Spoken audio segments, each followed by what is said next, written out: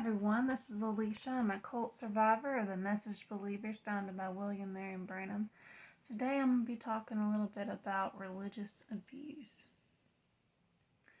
A little bit of what that can be in my experience. Got some notes I'm going to look at. Well, for instance, in my experience, my father, he wanted authority and power, like not just in his home but in the church, and he was only assistant pastor. At first he wasn't like that, and then he went over the deep end, basically. And then there's a lot of manipulation.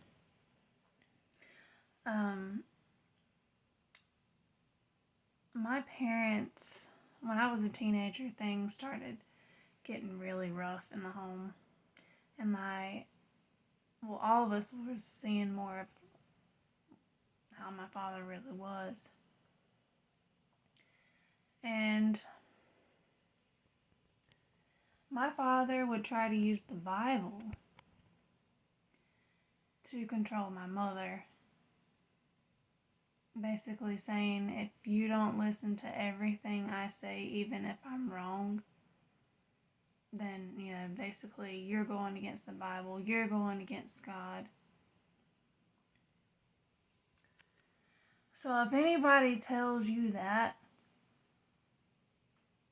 run. They're not, it's not healthy. Religion-wise, marriage, anything. Not good. Not good at all.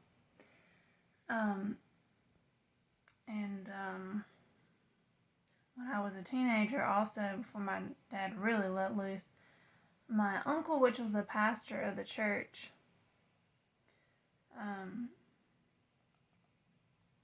it was the end of the service, end of the sermon, and there wasn't a lot of people going to church there by that point.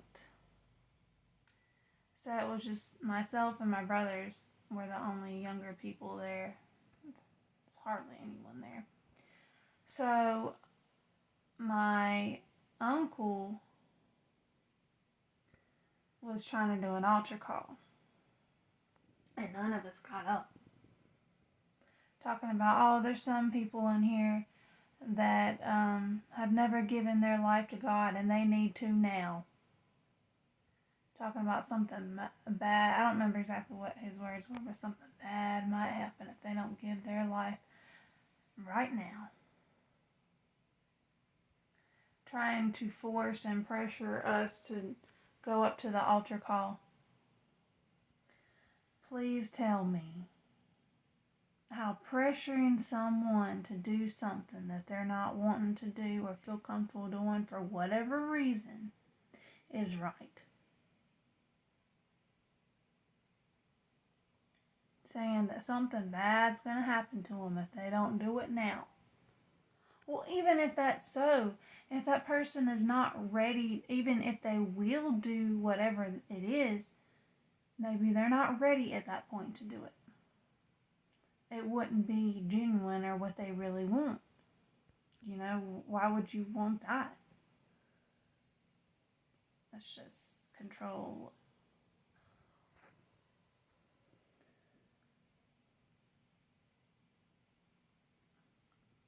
I remember my father told me that, he's like, I don't care if you're in your 40s.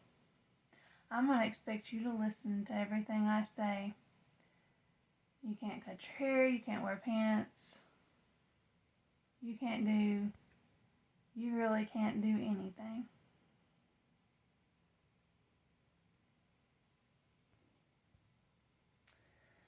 And I remember as a teenager, my father took the food out of the house, put it in a building that we had on the land,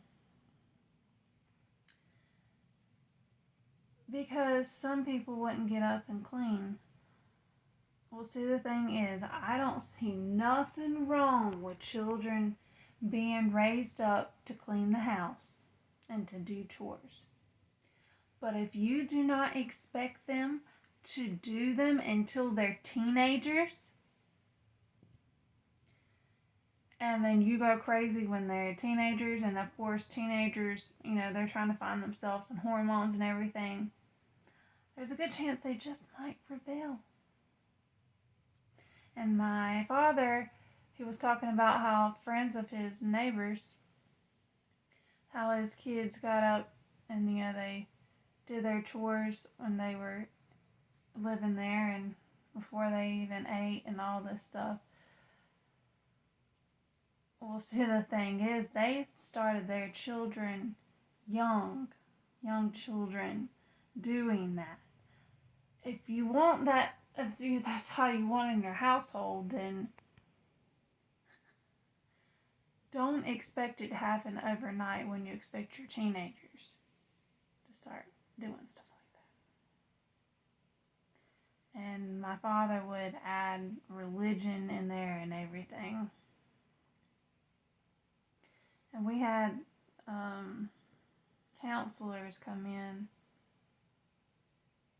and my dad act like, oh, well, I've had it going on ever since they were children. And it was very emotional having counselors in the house. And he tried to have their jobs because they weren't doing what he wanted.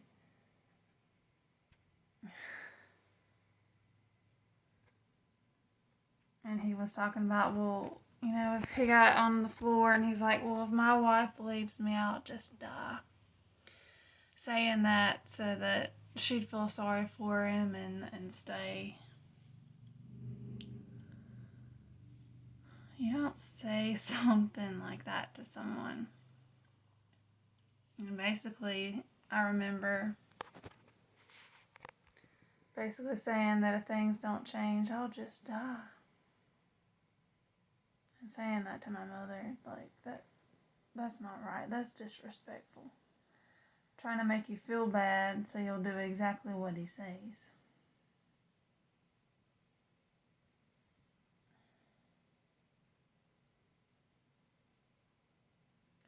Yeah, my father tried to suppress and keep us from doing anything.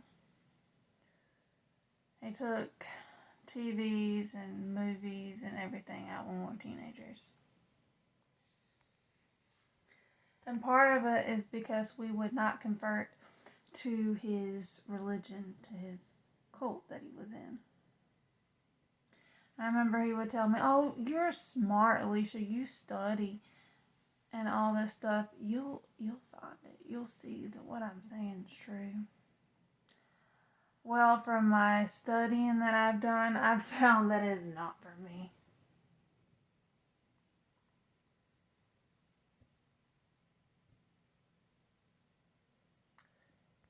Not for me. Like, I'm not one that will try to push my beliefs on anyone. But if someone is, sees my lifestyle and asks me a question, then I'd be happy to answer. But I don't believe in forcing your beliefs on anyone, not even your own children. Because if you pressure them, they're probably not going to want anything to do with it at all. If, you're forced to do these things, and all you're talking about is hell and brimstone, then my father got to where he didn't understand what the end of punishment was.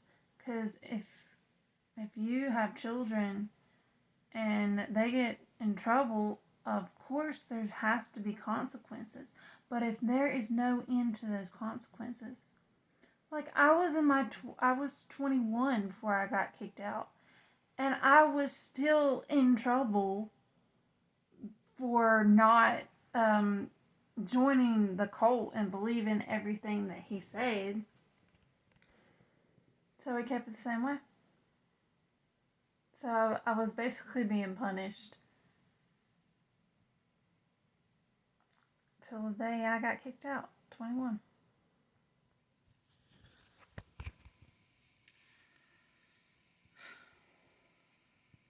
I mean, he told me that if, even in my 40s, he'd still try to control me. But I just don't think that's right. That is abuse. That is control. It's not right. My father had a lot of pride as well. He would try to intimidate. He had a lot of anger.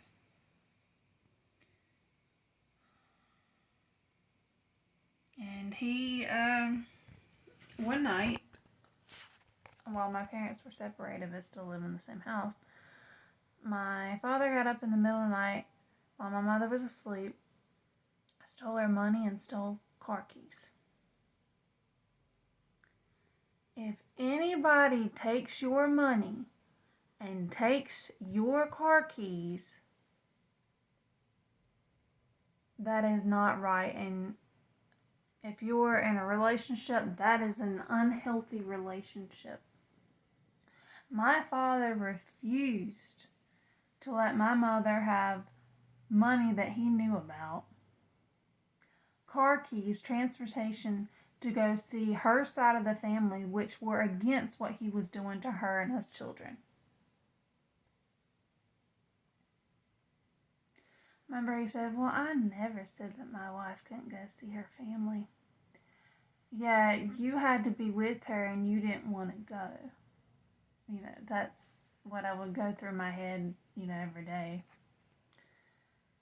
But he wanted her to go with him everywhere, so he knew exactly what she was doing every minute of the day is what he wanted. So that is control. That is not right. And it's because she wouldn't listen to everything that he said. So of course he brought religion into it, saying that you're supposed to listen to your husband in every possible way, no matter what, even if he's doing wrong. And saying that my grandfather gave him to him. That my father said that my mom's father gave her to my father. Basically saying that means that he can treat her any way that he wants. And you know how the father might walk the daughter down the aisle. Well, apparently my father saw it in a more extreme way. Because if my grandfather was still alive, he would have tried to intervene. Because he told, my grandfather told my father to take care of my daughter, to treat her right, to treat her good, and that's not how my grandfather wanted my father to treat my mother. And then my father would scream and holler. Like, that's not something you do, especially if someone didn't do anything to you. And then he would try to provoke my mother. And there's something in the Bible, I can't think of where it is off point, but how women are loud or something. Basically liking my mother to these particular women in the Bible. But my father provoked my mother, and she was standing up for herself, and she,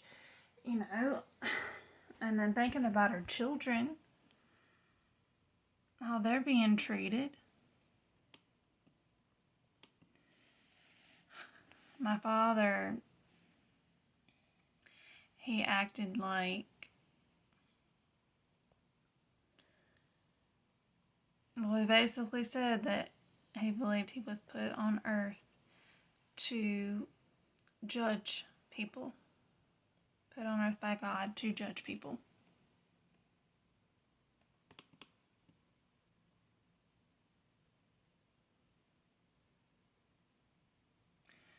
And when you leave this religion, they believe in doing something like they call it taking the blood off. Basically, it's curses. They will pray for harm, basically, to come to you. If you do not listen, if you do not come back to the cult. I can't remember what it is exactly that they say, but basically they pray that bad things will happen to you so that you will come back.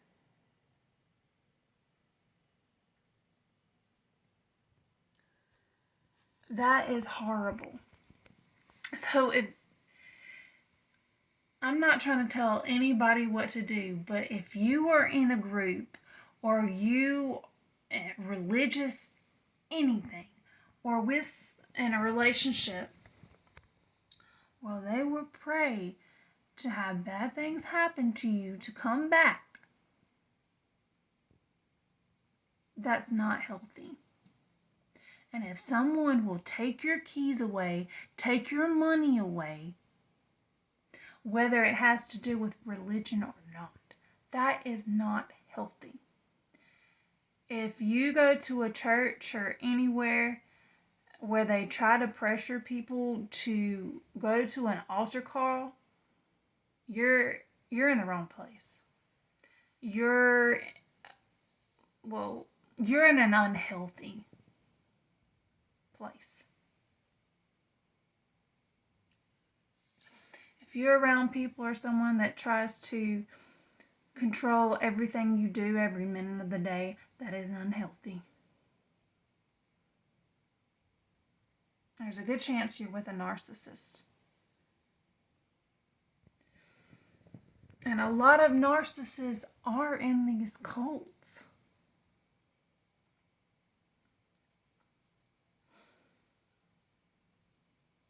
And I know that it can be hard to leave if you don't know where to go, what to do, but don't give up. My mother had a hard time leaving because my father kind of made her think that, that she'd be wrong for leaving, that she'd also be going against God. But finally she got that mindset out of her mind and she left my father.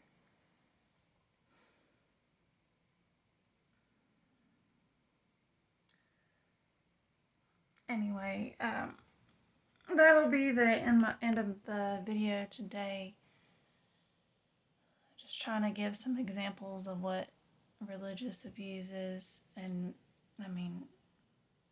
some of it's, not just religious abuse. It's even more than that. But, I hope everyone has a nice day, and I'll have another video next week.